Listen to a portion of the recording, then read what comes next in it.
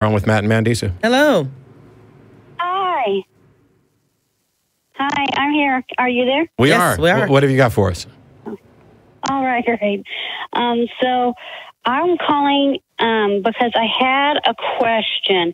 I'm a little bit of backstory. I'm a Christian. I was born and raised a Christian, and I am now engaged 4 years into an engagement with an atheist. Mm-hmm. He studied religion in school, and he was raised Lutheran, but has come to be an atheist. And I understand why he believes the thing that he believes, and I actually understand that his reasons are way more justifiable than my reasons, and mine are a lot more emotional than his. But we've come to respect each other, and as engaged people are planning on getting married. And I'm not super familiar with weddings, but I know that there's a level of religiosity in Christian weddings, and I don't want to put him in a position that is disrespecting his beliefs. So I was wondering if you guys had any advice on how to move forward where Yes. I can still be honoring my belief system. I bet you $100 that the two of us would say almost exactly the same thing. Talk to the man that you're going to marry. Mm-hmm. I am. I've talked. I appreciate this. So my wedding was entirely secular. We borrowed things from other people's weddings and stuff like that. Also for me, the wedding's far less important than the actual marriage. I mean, it's nice. It's a day. It's a party. But the topics that have to come up in these sorts of, this variety of mixed marriage in particular is, are you going to have kids? How are you going to raise those kids? What's going to happen? Are they going to get religious training? What are the limits going to be? Are you both actually comfortable with the fact that the other person believes something different? I bet you've got even more. Even that, even if you're talking about the ceremony itself, on the day itself, you can certainly research secular celebrants or humanist celebrants or officiants. You can have two weddings. Outside, right? Yeah, and also you can. I would bet, like I said, I would bet money that a humanist celebrant would be more likely to incorporate more of your wishes than if you went to your local denomination. So, and the other way around. So, I would say research who the humanists you can. If you're talking about, speaking of the American Humanist Association, I think there is a local listing. There are listings of humanist celebrants and humanist officiants that you can talk to about the ceremony and how y'all can incorporate that, even if you want to incorporate some of your beliefs and your traditions, and y'all would be able to have a fabulous ceremony and reception and day. So if you are open to that, and it sounds like you are, which is amazing. Yes. So thank you for being that understanding partner for it, because a lot of our members don't have that. A lot of the keys to all of it are things that you've already, at least to some degree, expressed, which is honesty and open communication. Somebody will say, "Oh, marriage is about compromise." Okay, yeah, on occasion you're going to make compromises.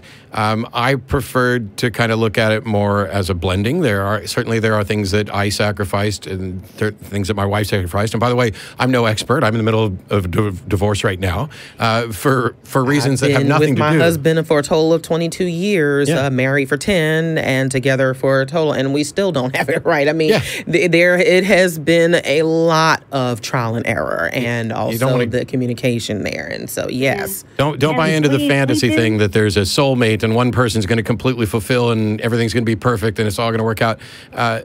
There's going to be lots of bad things that happen, and it turns out that if you can speak openly and honestly and you can be respectful of each other, that's going to go a long way towards fixing those. I know me personally.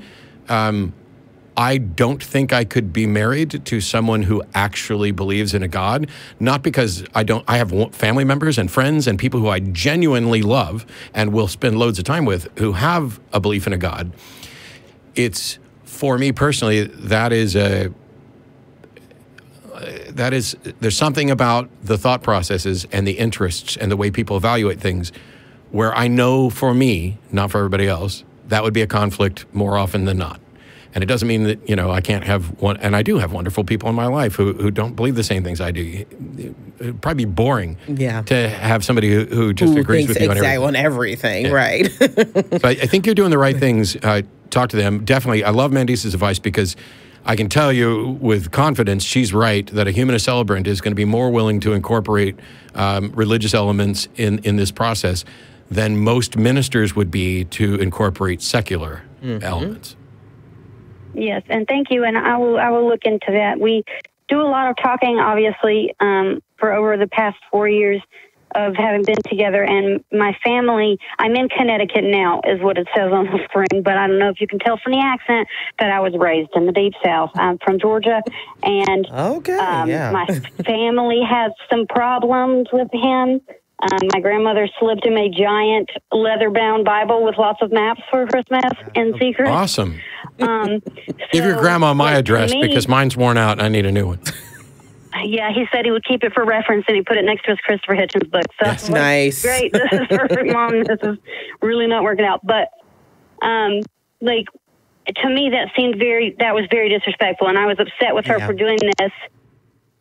Like in secret, like, and you know, and he's willing to talk about that. So my immediate reaction is a lot of these. My immediate reaction was that I don't find that disrespectful at all, and then I realized that you were talking about secretly slipping someone a Bible, and that I actually do have a problem with. Yeah. I mean, I would go through, and I'm not going to get the verse right now, but I would have looked it up and circled it where it was, "I am not ashamed of the gospel of Jesus Christ, for it's the power unto salvation." I would have circled that and handed it back to her and said, "Next time, just hand it to me directly." Right. I mean, right. Yeah, cowardice. That was what made it so bad, is that she kind of like hid it and gave it to us as we were leaving. So, and I also have an uncle who like found a church in the mountains and got a little crazy, and now he's like very against, and I had to block him from my cell phone. He doesn't know allowed to have my cell phone. That's totally fine. You know, I encourage people to, if you don't have to deal with that crap from family members, don't. It is not on us to allow believers to continue to proselytize or push their beliefs on us. There is, or, you know, even as a believer who is progressive, you don't have to deal with that from your family members if you don't want to. And definitely in the, you know, I had to block them online. I've blocked countless people online. Yes. I've blocked people that I genuinely love and admire and appreciate online just because, and I realize I'm in a situation that not everybody else is, there's just a constant barrage coming on Facebook. And sometimes this is just something I don't want to deal with in this space. I would be happy to have a conversation with this person elsewhere about this, right. You know, but I don't want it just coming into my feed. And you get to decide largely who is or isn't going to be in your life. And if someone is toxic to your life, I don't care if they're toxic because they're an absolutely shitty atheist who just won't, "Oh, you still believe in Jesus? You're stupid." That's toxic. It's awful. Yes, and it comes from religious people too. You've got to take the steps that you need, especially now that you're going to be in a sort of blended marriage arrangement thing with somebody who has different beliefs. You're going to get barrage from both on some of it.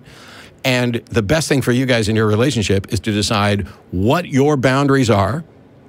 And yes, I'm with you know, some of the experts who say, well, okay, you allow people to be terrible for a little while, and then they got to get over it, or we're done. Right. Because if that continues, they are just a toxic influence on your life, and nothing good is going to come of this unless that changes. I'm a firm proponent of the stitching time saves 9. Yep. So if you eliminate that and you nip it in the bud right away, then it's you do it a whole lot. You're a whole lot better off. But we wish you about raising children.